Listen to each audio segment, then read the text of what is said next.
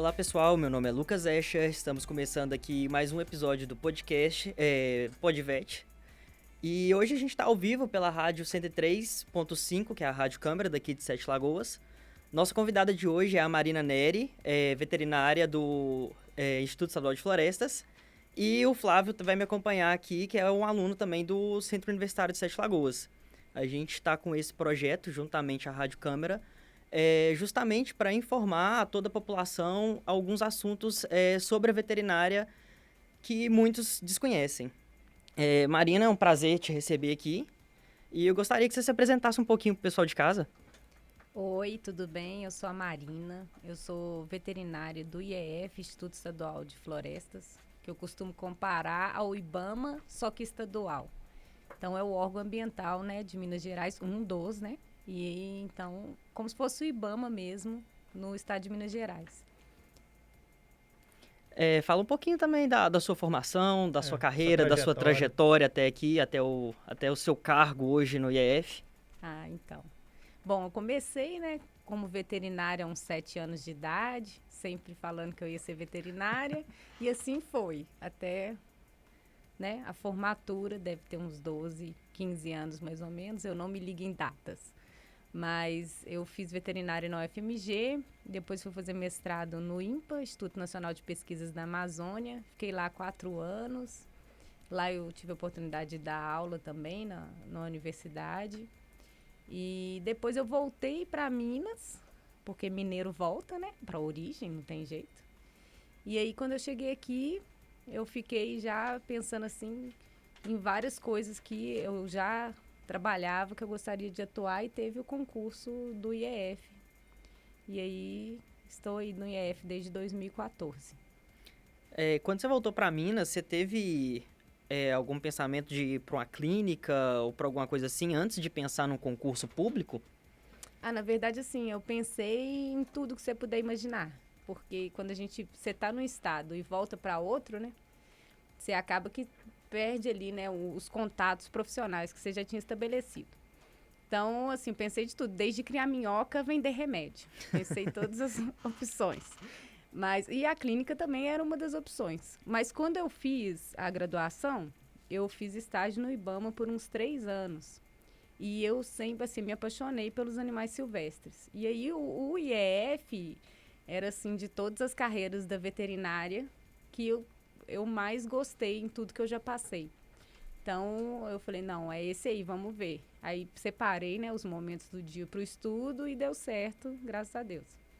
Ah, beleza, bacana. Sua Esse trajetória é incrível. interesse pela área silvestre veio a partir do estágio que você falou. Veio a partir do estágio. Quando eu estava no 4º período, eu comecei a fazer esse estágio lá no IBAMA e fui até formar. Só que eu dei uns intervalos que eu fui trabalhar com iniciação científica também. Certo. Mas, assim, aí desde esse 4º período eu já me pegou de jeito. Eu já tinha feito estágio em outras áreas. Depois eu fiz também, mas, assim, gostar igual os animais silvestres foi diferente. A primeira pergunta que a gente tem para você aqui, feita pelo pessoal através de redes sociais, quais que são as principais responsabilidades e funções aqui desempenhadas por médicos veterinários em órgãos públicos? Não só o IEF, que é a sua área, mas em órgãos públicos em geral. É interessante que a maior parte da população, ela vê o médico veterinário muito condicionado à parte clínica. Ela faz essa associação. O médico veterinário faz o quê? Ele cuida de cachorro, de gato, de boi, de cavalo. E não, é muito mais amplo do que isso. O médico veterinário está ligado à inspeção dos produtos de origem animal. Então, ele está no abatedouro, ele está nas indústrias de frigorífico. Ele está na questão da sanitária dos animais, na zoonose. Então, a gente tem aí o IMA, a gente tem as prefeituras com a zoonose, perícia de bem-estar, outros tipos de perícias, órgãos de controle, como o Ministério Público, órgãos ambientais. Então, assim, a parte farmacêutica também. Então, o veterinário é bem ampla a profissão. É importante ter esse conhecimento, né? Que a veterinária vai muito além do que o pessoal imagina que é só uma clínica, né? Tem todo esse lado.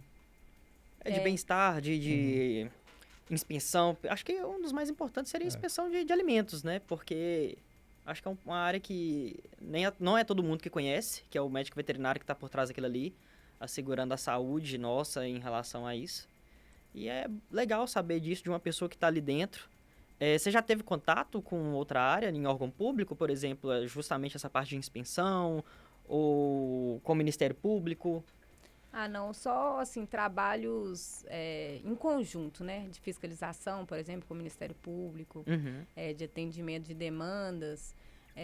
Agora, inspeção, assim, só na faculdade mesmo que eu tive mais convívio, assim, a gente ia muito, desde empresa que fazia beneficiamento de mel, né? Entreposto que recebia mel, ovos, entreposto de laticínio. Essa parte, assim, que é bem interessante, assim, como era o FMG, né? O FMG, ela é bem focada para essa parte, assim, é bem forte a parte de inspeção de produtos de origem animal. Então, é bem interessante, assim, eu brinco que tem veterinário atrás da manteiga, né? Da picanha. Atrás de tudo que tá no prato do Produto de cidadão. origem Cidadão. animal. Qualquer coisinha ali, a gente está por trás disso. O pessoal também gostaria de saber quais que são as competências que um médico veterinário tem que ter para estar atuando em um órgão público. Existe alguma coisa específica para a gente falar, pô, a gente tem que fazer tal e tal coisa para estar entrando nesse órgão público, ou como que é isso daí? Então, o órgão público que vai ser a principal via de ingresso vai ser o concurso público. Então, assim, na verdade, vai ser muito mais pela prova, né? Uhum. E ter a graduação do que essencialmente por alguma especialização.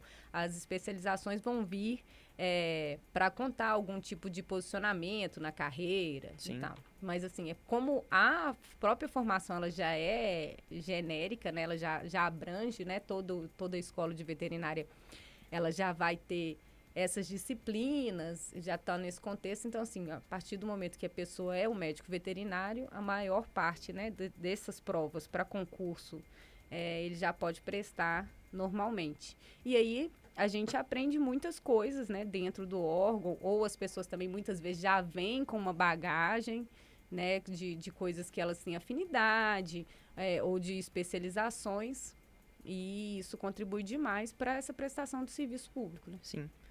Você citou anteriormente, foi a questão do médico veterinário atrás da saúde pública, né? Por trás disso daí, você citou, por exemplo, foi a zoonoses, que anda juntamente com a prefeitura.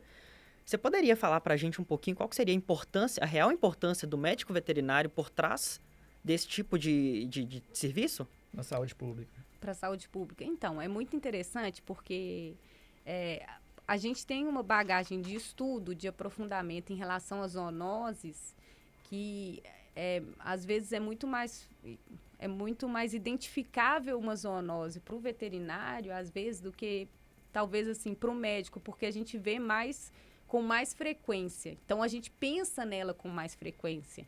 Então, isso é muito interessante. E ter esse conhecimento de como que o animal participa daquilo e aquele vínculo animal-humano auxilia muito no combate, na prevenção das doenças zoonóticas, né? Então, é bem interessante, assim, porque tem ali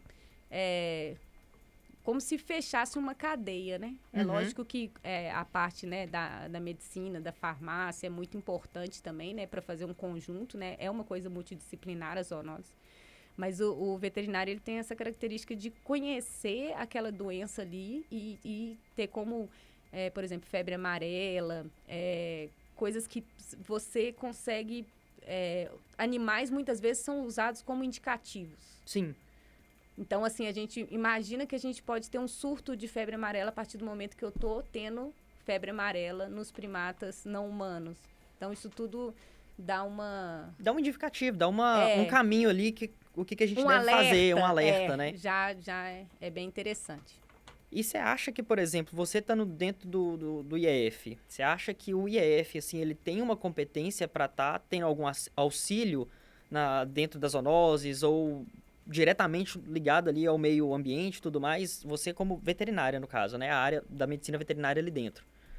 Então, na verdade, a nossa parte fica muito mais em reportar aquilo e encaminhar animais possivelmente contaminados ou que sejam de espécies que naquele momento estão sendo importantes para identificar alguma zoonose, Sim. né? E esse animal chegando até o IEF, isso pode ser encaminhado para os órgãos que vão tratar mais dessa questão sanitária. Porque tudo isso envolve um protocolo. A gente pensa que é muito simples. Ah, não, vamos, por exemplo, uma necrópsia, eu fazer o exame, mas é tudo, ainda mais envolvendo zoonose, que tem um risco de contaminação. Então, é muito importante que passe por toda uma cadeia ali de O IEF, controle no da caso, seria amostra. apenas uma ponte para outro tipo de órgão para vocês aqui, ó, gente, a gente tem tal demanda, e a gente está encaminhando para vocês resolverem isso aí agora. Seria mais ou menos isso. A gente faz o encaminhamento, principalmente os locais que tem setas, né? Que setas são o Centro de Triagem de Animais Silvestres. Na verdade, agora virou CETRAS, que é Centro de Triagem e Reabilitação de Animais Silvestres. Foi uma alteração interessante porque não existe só um centro de triagem. Ele é sempre um centro de triagem e reabilitação, então colocou-se esse R aí. Ele vai receber muitos animais de diversas partes, né, de Minas Gerais. Sim. E que, na verdade, até de mais do que Minas Gerais, porque, às vezes, a apreensão ocorre em Minas, ou a entrega desse animal, mas foi um animal que foi apreendido em outro estado, que veio originalmente de outro estado. De outro estado. E acaba que a gente também pode enviar animais para outros estados também, né? Ah, chegou aqui para a gente tal demanda, mas vamos encaminhar, por exemplo, para o Goiás aqui, porque não é nossa jurisdição. Já aconteceu isso? Mas aí você fala em encaminhar animal saudável.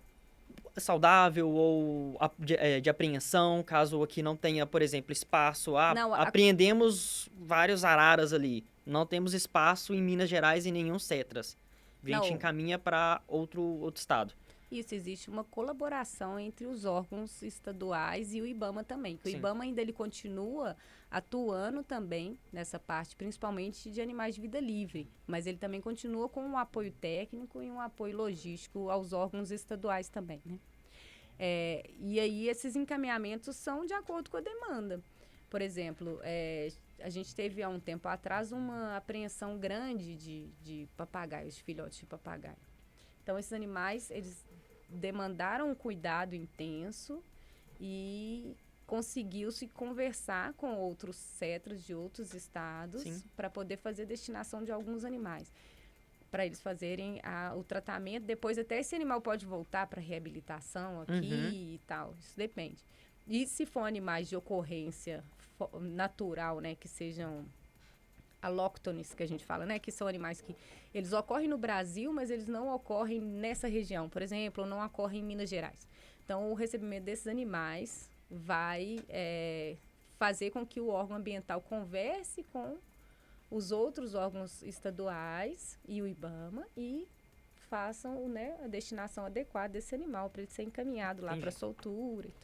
Aqui em Sete Lagoas, como é que está sendo? Como é que atua a sua linha de atuação aqui? Ah, tá. O IEF, assim, sem contar essa parte do animal, né? Mas o IEF, ele ficou com o controle da fauna, gestão, né, da fauna em cativeiro. Então, o IBAMA ficou com a parte dos animais de vida livre. E ainda tem, lógico, esse apoio dos CETRAS aí, que são muitas vezes compartilhados. Tem alguns centros, né, de triagem e reabilitação que são do Estado, mas a gente tem centros de triagem e reabilitação que são do IBAMA e compartilhados com o Estado. Então, a questão de gestão de criatórios autorizados, né, e tem vários tipos de criatórios, né, tem mantenedores de fauna, criatório comercial, onde a gente pode falar melhor sobre cada categoria. Mas é isso, todo empreendimento de fauna silvestre, né, de fauna que precisa de autorização do órgão ambiental, é autorizado pelo IEF. A gente utiliza um sistema do IBAMA, que chama Cisfauna, que é um sistema federal, mas a gestão do processo, a autorização do processo, a fiscalização do projeto, do criatório, fica todo com o IEF mesmo, no estado de Minas Gerais. Aí cada estado vai ter um órgão diferente que é responsável por isso. E você ali dentro do IEF, além dessa parte de fauna, de criatórios, de mantenedores e tudo mais, você realiza algum serviço além disso daí? Nossa, muito serviço. Acho que eu te peguei nessa, hein? Não, então, é porque, assim, acaba que o IEF, ele tem praticamente, assim, é muito interessante o IEF, na verdade, é um órgão com uma capilaridade bem interessante. Não, pode falar um pouquinho ali dentro, as divisões, tudo mais. Tá. Sim, porque então o Instituto Estadual de Floresta, o IEF, ele tem 14 unidades regionais. Então, ele pega uma capilaridade do estado muito interessante, assim, ele é distribuído em unidades regionais. Então, são 14 unidades regionais. A nossa aqui, que a sede fica em Sete Lagoas, é a unidade regional Centro-Norte. Temos aí um pouco mais de 40 municípios que estão na área de abrangência do Centro-Norte. E então o IEF, assim, nessas unidades regionais, ele tem 3 coordenações. Uma é administrativa, 4, na verdade, que tem o controle processual também do jurídico. Então, uma é administrativa, a outra controle processual jurídico, a outra NUREG, que está mais vinculada a questões de intervenção, de autorizativos, assim, atos autorizativos em relação à intervenção, e a coordenação NUBIO, que eu brinco que ela é bem lúdica, assim, com o IEF. Ela é a parte, tipo assim... É a parte legal do IEF. Ao meu ver, ela é tipo a cobertura do bolo, entendeu? A cereja. É a cereja, é a coisa legal. Só que ela é enorme. Então, ela pega a parte de fomento ambiental, que vai estar ligada muito ao CAR, PRA, a fauna, né, que vai ser a gestão desses criatórios, e as unidades de conservação. Por exemplo, a gente tem aqui em Sete Lagoas a unidade de conservação, que é o Monumento Natural Estadual Gruta Rei do Mato. Então, a gestão dela é feita pelo IEF. Então, o NUBIO, né, que é a coordenação que eu atuo hoje, tem essas 3 vertentes aí. Então, é muita coisa, assim, é muito amplo. Eu sou uma veterinária que analiso projeto de recuperação de área degradada. Você é uma veterinária e não veterinária ao mesmo tempo, né? A gente pode... O veterinário, ele tem uma... Eu já perguntei isso para outras pessoas também. Se depois que formou, você tem a impressão de que você faria qualquer coisa. E é essa impressão que eu tenho e que muitos veterinários têm. Você tem essa impressão ou você tem certeza? Porque eu acho que você faz qualquer coisa, né? Eu tento. Eu estudo muito para tentar fazer da melhor forma possível. Mas muito difícil eu pegar alguma coisa e falar assim, não, isso não dá. Eu não vou conseguir. Não, eu vou estudar, pergunto para a academia, pergunto para os colegas, vou perguntando para todo mundo e tento chegar num formatinho ali para mim tentar resolver o problema, né? E servidor público tem muito disso, né? Não adianta ser um servidor público que vai falar, não, eu sou veterinário, eu só faço atendimentos. Eu só faço coisa de veterinário, essencialmente. Não tem como isso, né? Servidor público, você está ali para servir a sociedade. Então, assim, onde tem lacuna, você vai preenchendo. Independente da sua formação. Assim, você citou 2 nomes que eu fiquei um pouquinho curioso. CAR e PRA. Você podia falar pra gente o que é isso daí? Posso demais. Eu tô com eles desde que começou. O CAR é o Cadastro Ambiental Rural, né? Que é obrigatório para todos os imóveis rurais. E o PRA é o Programa de Recuperação Ambiental, de regularização, na verdade, ambiental. Então, as propriedades que têm algum passivo ambiental, por exemplo, ela tem uma área de preservação permanente que ela teria que recuperar para ela estar quites ambientalmente, né? Então, ela pode aderir ao PRA. A gente vai até fazer um encontro em Corvelo sobre isso. Vai ser dia 30 e 31 de maio, lá no auditório do Cefet, para... Tanto o público são os produtores rurais e os consultores, para facilitar essa adesão ao PRA. E tem muitos benefícios para o produtor, poceiro rural, que adere ao PRA. Porque lá, quando ele fez o CAR, ele marcou se ele quer aderir ou não, mas aí tem que ter a formalização dessa adesão. Existe alguma vantagem pro camarada ali? Ele fala, não, vou aderir, ou se não tem vantagem, caso ele não entre no programa? Não, tem várias vantagens interessantes. Uma delas é que o que foi desmatado anteriormente a 2008, se ele tiver aderido ao PRA e estiver cumprindo, ele não pode ser autuado. E se ele tiver sido autuado, ele pode ter a suspensão, pelo menos temporária, disso até que ele resolva, sane, né, o problema ambiental. Entendi. Então, assim, são várias nuances. É bem interessante assim, o PRA. E a gente está aí nessa... Uma das coisas está sendo tentar divulgar isso também, para as pessoas aderirem e formalizarem a adesão. E como que faz aí?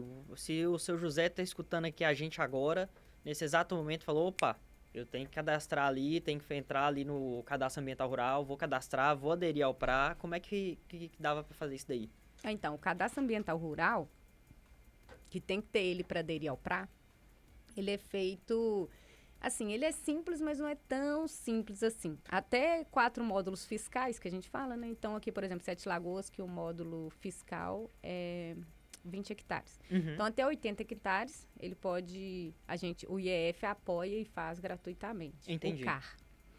O PRA, ele, por enquanto, como ainda não está liberado no própria plataforma do CAR, fazer adesão ao PRA, então, por enquanto, está sendo uma formalização pelo SEI, pelo Sistema Eletrônico de Informação. Então, ele é mais complicado, mas é mais, assim, não é que é mais complicado, mas ele não é uma coisa tão simples que você vai lá, só acessa um site e resolve o seu problema, né? Mas no site do IEF, que é o www.ief.gov.mg.gov.br, ele tem lá uma tabelinha que está assim, regularização ambiental de imóveis rurais, está na tabelinha do lado esquerdo. Se clicar ali, embaixo vai ter as opções, tanto de CAR, e aí vai ter as informações, os contatos, e o PRA também. Eu tô vendo aqui as perguntas do pessoal de casa, que tem gente me mandando aqui algumas coisas. Uma interessante que me falaram, que pediram aqui para te perguntar, qual que foi alguma ação que você já fez, assim, que você já citou aqui de apreensões e tudo mais, você já fez parte de alguma coisa disso? E se você já fez parte, qual que foi a mais marcante ali como profissional nesses anos aí de IEF? Ah, tá. A gente já fizemos uma operação grande, que foi bem interessante, assim, de um criatório, até aqui em Sete Lagoas mesmo, que a gente verificou que estava cometendo irregularidades, né, com os animais silvestres, e aí a gente conseguiu promover essa fiscalização, né, na verdade, não só o IEF, mas vários órgãos, né, SEMAD, Polícia Rodoviária Federal, IBAMA, Polícia Civil. Então, a gente fez uma ação grande, assim, com vários alvos, e Ministério Público também. Então, pegando até outros municípios, né, a minha parte aqui, graças a Deus, eu sou Sete Lagoas, mas foram vários alvos. Porque você falou, igual você falou aí, já agradeceu que foi aqui só em Sete Lagoas, mas você falou que o IEF, ele tem vários pontos, né? Então, não tiveram problema com nenhum outro criatório. Tem 14 unidades regionais, né? Uhum. Não, teve várias unidades regionais, tanto prestando apoio, aqui a gente teve apoio de Belo Horizonte, teve apoio do sul de Minas, tanto prestando esse apoio, quanto atuando, tudo que eu faço aqui, todo mundo faz lá, faz nos outros. Entendi. Então, assim, essa coisa é constante. Porque, infelizmente, as pessoas ainda adquirem muitos animais só por adquirir, sem pensar na origem daqueles animais. Então, muitas vezes a pessoa, por exemplo, acha que comprar um animal com uma nota fiscal manual ou só com nota fiscal, isso é um tipo de aquisição legal, mas, na verdade, não existe um controle do que é colocado nas notas fiscais. Então, você pode adquirir um animal com nota fiscal e esse animal ser ilegal, porque esse criatório não é registrado. Uhum. Então, sempre que for começar a pensar em adquirir um animal silvestre, tem que fazer a consulta ao IEF da unidade regional. A gente encaminha, né? Lógico, se alguém me consultar um criatório de Varginha, eu vou encaminhar para o pessoal de Varginha. Mas no site do IEF tem os contatos do pessoal todo das unidades regionais, e aí é verificar. A pessoa quer te vender esse animal, de onde que ele é?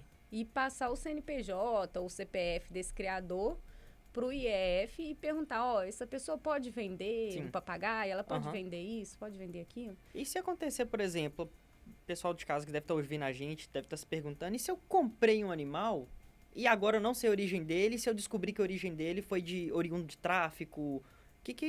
eles podem estar legalizando esse animal ou o que acontece? Não, então, o que dá legalidade ao animal é a origem dele. Um animal ilegal, uma vez ilegal, isso é uma pergunta constante que sempre fazem, sempre ligam, mandam e-mail perguntando isso.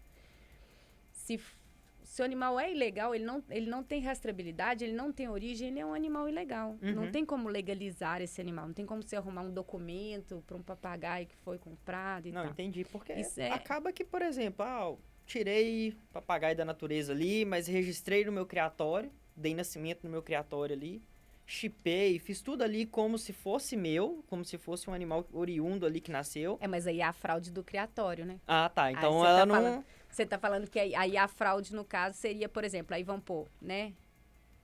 Não pode dar a receita do bolo, mas é isso. Por exemplo, vamos pôr que o criatório é inidôneo, né? Então, o criatório agiu de forma irregular. Ele pode comercializar esse animal, mas esse animal vai ter origem. Então, por isso que a gente tem que ficar em cima dos empreendimentos, entendeu? A gente precisa fazer esse controle e fazer essa avaliação e fiscalização constante. Eu pergunto isso justamente pelo medo de algumas pessoas por terem agora, talvez, de ficar com esse negócio. Poxa, será que onde eu comprei tá legal? Mas é só será elas que perguntarem pro IEF vão mesmo. me denunciar? Vai acontecer alguma coisa? Vou ser preso? Vão levar meu animal embora? Animal que já tá na família há não sei quantos anos, sabe? Mas é muito comum. Outro dia mesmo eu consultei umas notas para um senhor que perguntou, ele falou assim, ele mandou e-mail com 3 notas fiscais de Goiás. Aí eu pergunto pro órgão de Goiás, fala assim, ele apresentou essas notas aqui. Aí o órgão de Goiás, não, esses animais não são de criatório legalizado, esses animais são ilegais. Não era idôneo. Então aí tem que entregar pro órgão ambiental. Porque aí tem entrega voluntária? Ele tem tá livre de multa? Não, a entrega voluntária, a pessoa não sofre nenhum tipo de penalidade. É feito, né, um documento daquela entrega e tudo. Mas pode entregar diretamente no CETAS em Belo Horizonte, que é o melhor lugar, né, para entregar. Mas é isso, eles já vão conversar lá e tudo, vai receber um termo de entrega, mas não sofre nenhum tipo de punição, não. Por que acontece? Esses animais que são retirados da natureza e comercializados, né, que são esses animais ilegais, animais sem origem, muitas vezes eles são reabilitáveis. Muitas vezes. Então, qual que é o papel daquele animal? Por que existe um animal na natureza? Aquele animal ele tem o papel de dispersar semente, de reproduzir, ele tem na cadeia alimentar. Então, é um animal que tem um monte de funções biológicas que no cativeiro ele não tem. Então, um animal que é de cativeiro, reproduzir em cativeiro, ser comercializado, tudo bem. Agora, a partir do momento que você tira da natureza, né, um animal que estaria ali para fazer o trabalho biológico dele, sim, e ele não faz, né? Ele vai para uma gaiola, você está desestabilizando tudo, né? O ecossistema como um todo. A gente tem problemas muito sérios com as populações de papagaio que, por enquanto, estão estáveis, né? Sim.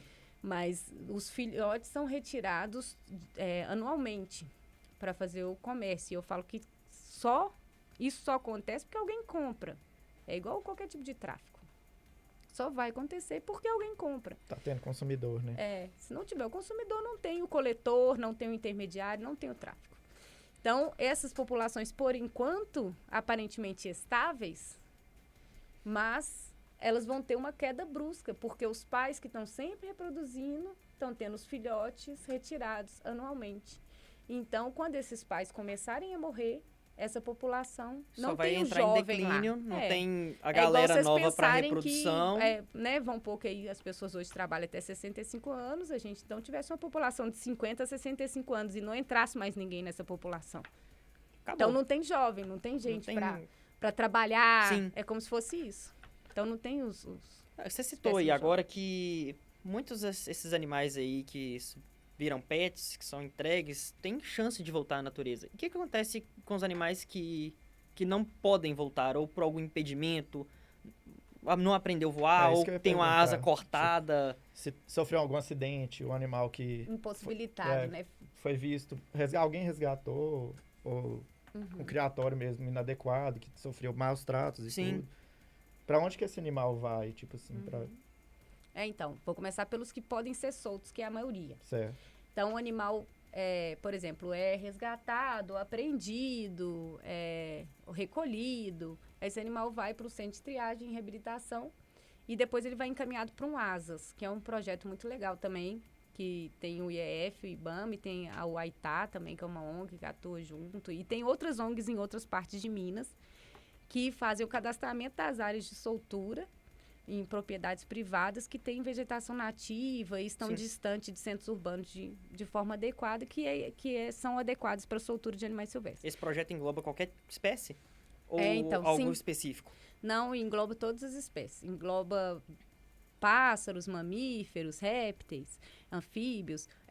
Vai depender da característica do imóvel. Então, a propriedade rural, né? Então, ela tem uma característica, ela está em certo lugar que pode receber tais espécies. Então, e esse também no site do IEF também tem, se digitar na pesquisa asas, também tem, em fauna terrestre também tem os indicativos lá de como fazer o cadastro do asas. Aí os animais que não têm possibilidade de reabilitação. Então, esses animais são encaminhados para os criatórios que são autorizados. Então, a gente tem, por exemplo, os mantenedores de fauna, criador comercial, criador conservacionista, criatório científico. Eles vão ser encaminhados para esses criatórios que são autorizados a receber. Sim. Aí esse encaminhamento quem faz é você mesmo ou então qualquer outro... Os animais sempre vão para os CETRAS. Aham. De lá eles vão ser marcados, triados e reabilitados. Sim. Aí, por exemplo, tem como você falar, não, gente, manda esse animal para tal lugar porque eu conheço, sei da procedência desse criatório conservacionista, por exemplo. Existe essa possibilidade? Não, ou não? existe a possibilidade de... você sabe, por exemplo, como eu tenho gestão, né, sobre alguns empreendimentos, aqui no regional são 14. Aí tem os mantenedores de fauna, tem criatório comercial.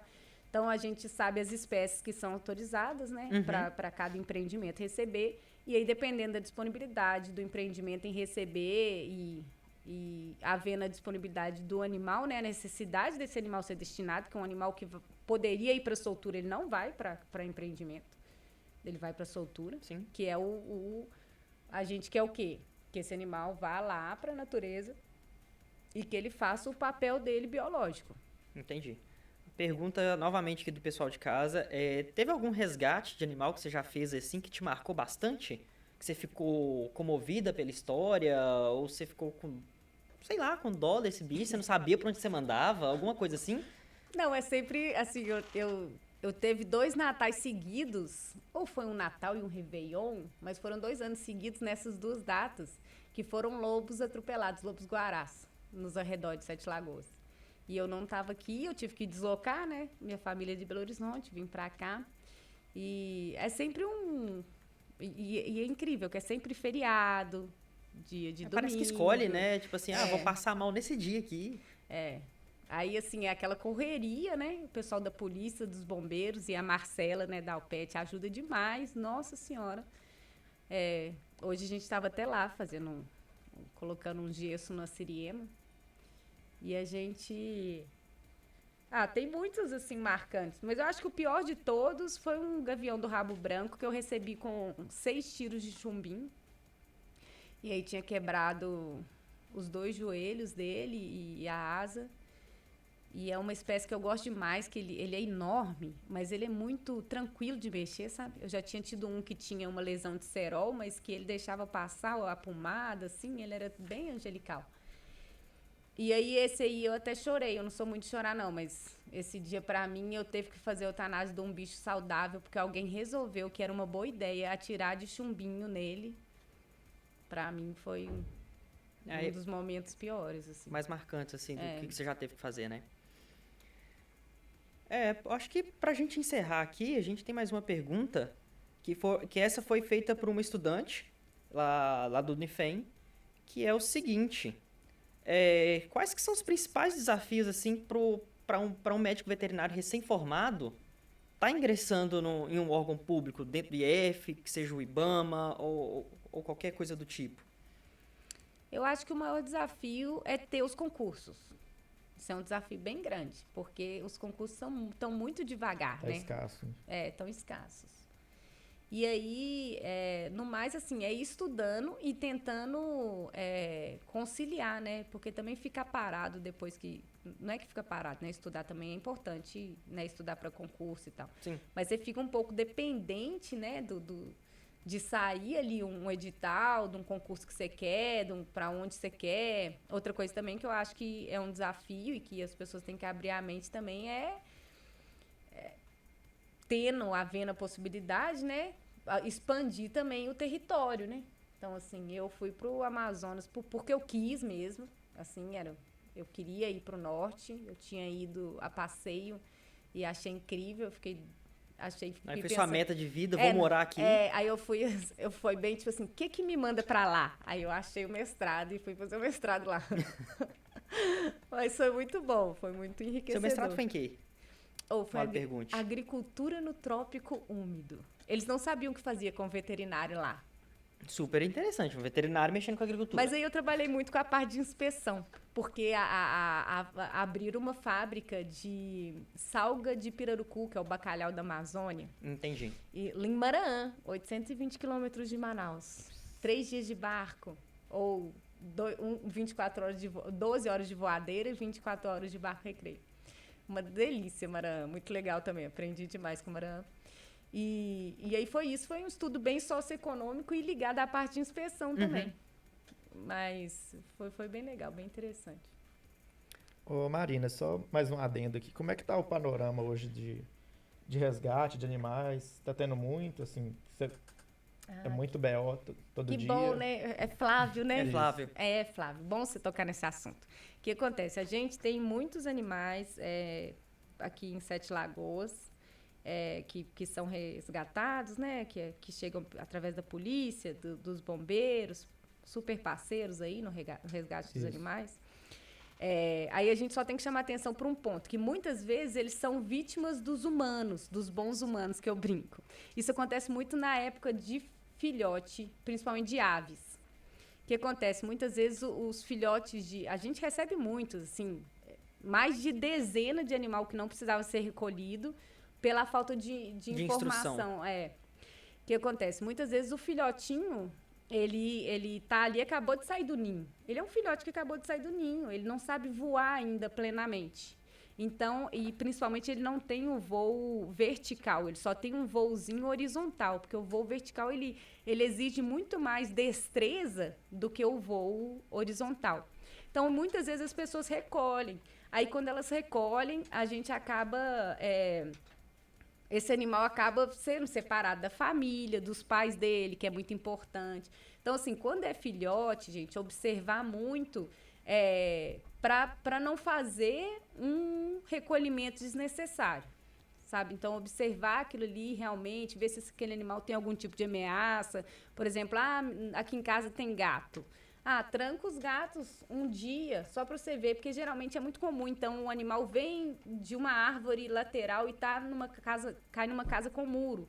Ele ainda não tem o voo, ele é um filhotinho, não consegue voar e sobrepor aquele muro. Sim. Então, ele acaba ficando lá.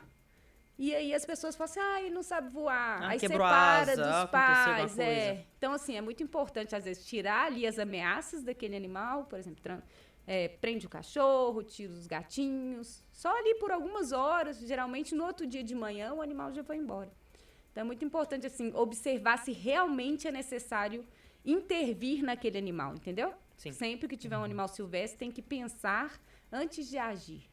Bacana. Ok. Marina, eu gostaria de te agradecer por estar disponibilizando esse tempo aqui dessa entrevista bastante produtiva para a gente, está instruindo o pessoal de casa em alguns pontos e esclarecer algumas coisas que são competentes a nós, médicos veterinários, né? Gostaria de agradecer também ao espaço que a Rádio Câmara 103.5 disponibilizou para a gente, a TV Câmara também, o canal 11.2. E é isso, pessoal. Espero que vocês tenham gostado desse episódio do Podvet. E até o próximo episódio. É isso. Nossa estreia aqui na Rádio Câmara 103.5, a TV Câmara.